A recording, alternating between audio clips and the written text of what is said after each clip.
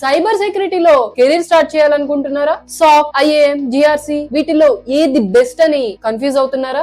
Daily నాకు ఇవే questions చాలా మంది మెసేజ్ చేస్తున్నారు. అక్క, సాక్ సైడ్ వెళ్ళాలా, జిఆర్సి సైడ్ వెళ్ళాలా, లేకపోతే ఐఏఎం సైడ్ వెళ్ళాలా, ఏది స్టార్ట్ చేయాలి అని అడుగుతున్నారు. సింపుల్ గైస్, బిగినర్స్ కి సాక్ అంటే blue team best starting point. ఎందుకు అంటే నెట్వర్కింగ్ బేసిక్స్ నేర్చుకుంటారు, లాగ్స్ అండ్ అలర్ట్స్ అర్థమవుతాయి, అటాక్స్ ఎలా జరుగుతాయో తెలుస్తాయి, real time investigation thinking develop అవుతుంది.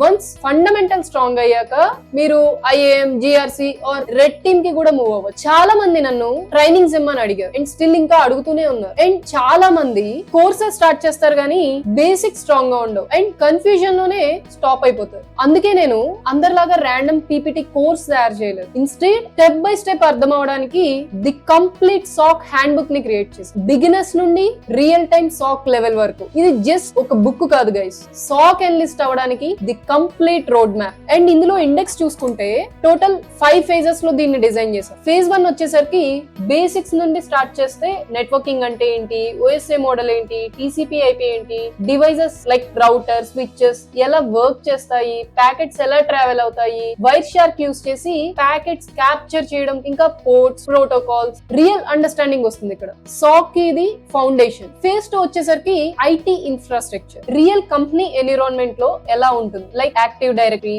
DNS, DHCP, email server, Windows logs, Linux basics. Logs ఎక్కడ జనరేట్ అవుతాయో ఇక్కడ క్లియర్ అవుతుంది. అండ్ ఫేజ్ 3 వచ్చేసరికి సెక్యూరిటీ అండ్ డిఫెన్స్.